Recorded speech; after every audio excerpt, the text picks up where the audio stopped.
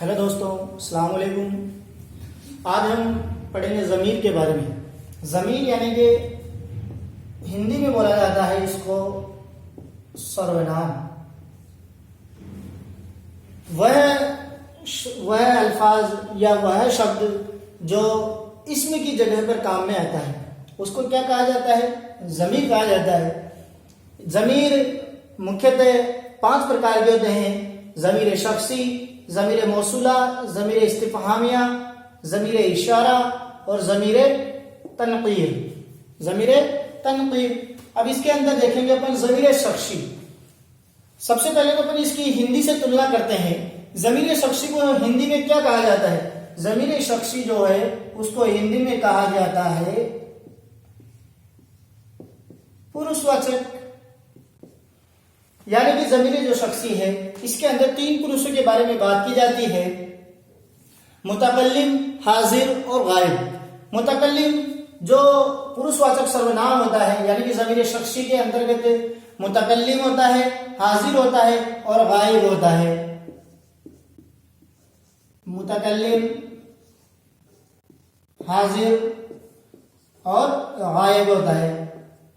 ये 3 शख्स होते हैं। जो मुतकल्लिम को हिंदी में बोला जाता है वक्ता, हाजिर को बोला जाता है, इसको बोला जाता है प्रथम पुरुष, इसको बोला जाता है मध्यम पुरुष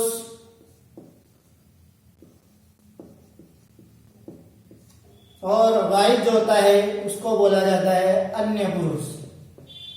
ये होता है आपके हिंदी में। आपको समझ में आ रहा होगा, ज़मीर शख्सी के अंदर 3 पुरुषों की बात की जाती है: मुतकल्लिम, हाजिर और गायब। यानी कि इन तीनों शख्सों के बारे में जो भी बात की जाए वो ज़मीर शख्सी के अंतर्गत सम्मिलित की जाती है। जैसे कि अपन बात करें कि वह आ रहा है, तो इसके अंदर जो ये है वह है, ये कौन सा शख्स है? यानी कि कोई 2 बात कर रहे हैं, वो 2 बात कर रहे हैं कि वह आ रहा है। यानी कि मुतकल्लिम जो है हाजिर से गायब के बारे में बात कर रहा है। मुतकल्लिम जो है हाजिर से गायब के बारे में बात कर रहा है कि वह आ रहा है। ऐसे ही अपन देखते हैं मुतकल्लिम के बारे में कुछ बताया जाए, जैसे मैं घर जाऊंगा। जैसे मैं घर जाऊंगा, वैसे ही इसमें देख लो, गायब के बारे में देख लो।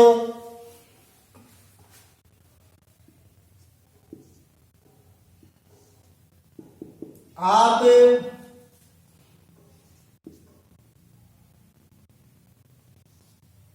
कल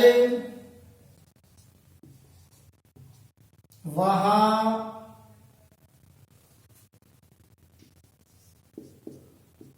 गए थे। आप कल वहां गए थे। ये हो गई किसके बारे में बात? हाजिर के बारे में बात। यानी कि तीनों शख्सों के बारे में जो भी बात की जाए वो किसके अंतर्गत शामिल की जाती है? वो ज़मीर शख्सी के बारे में बात की जाती है, यानी कि पुरुषवाचक सर्वनाम।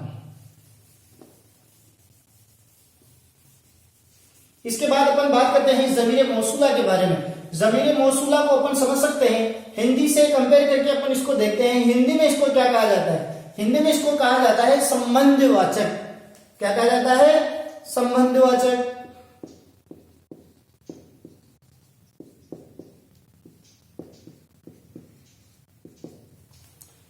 अब अपन देखते हैं जिस प्रकार संबंधवाचक सर्वनाम के अंतर्गत ये शब्द आते हैं, जो, जिसने, जिसको, जिससे, जिसके द्वारा इत्यादि शब्द जो आते हैं वो संबंधवाचक के अंतर्गत आते हैं। इसी प्रकार उर्दू के अंतर्गत भी ज़मीर मौसूला यानी कि जो, जिसने, जिसको, जिन्होंने, ऐसे शब्द आते हैं। उदाहरण के तौर पे अपन समझ सकते हैं जिसकी लाठी उसकी भैंस।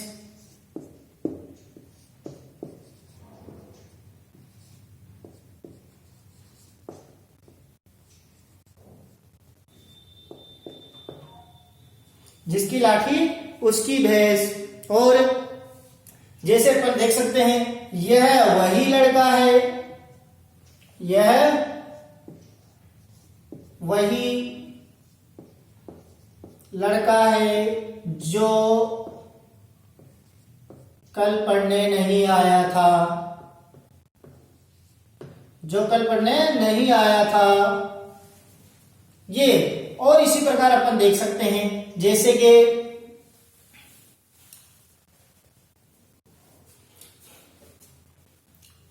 जो करेगा सो भरेगा,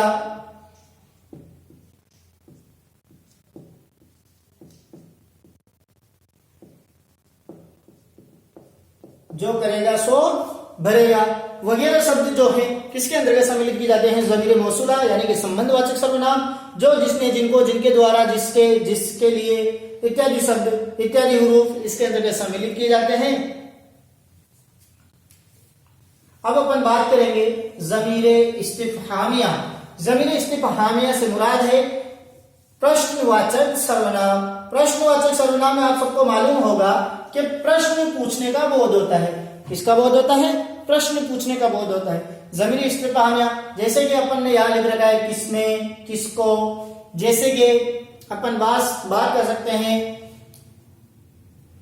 तुमने किसको कहा था,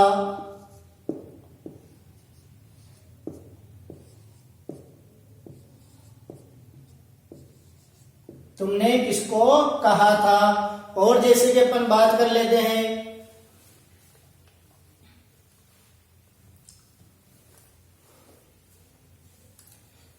वह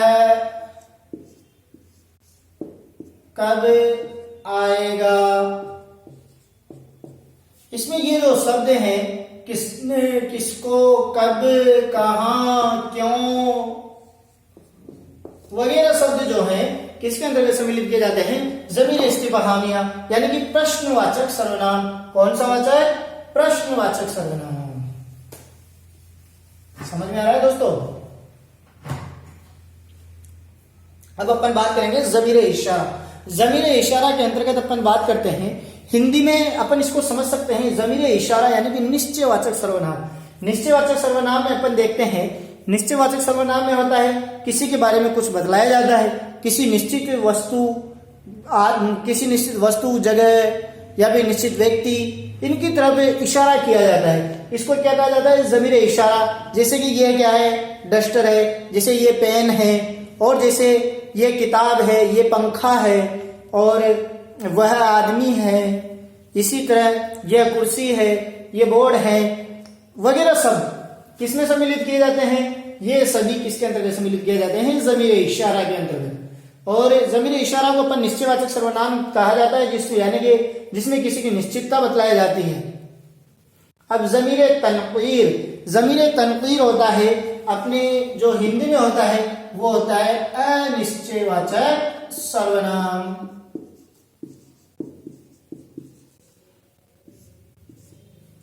अब अनिश्चयवाचक सर्वनाम में अपन हिंदी में देखते हैं कोई, कुछ, किसी ऐसे शब्द आया है। जैसे कि अपन यहां पर किसी को बोलते हैं बाहर कोई खड़ा है, बाहर कोई खड़ा है।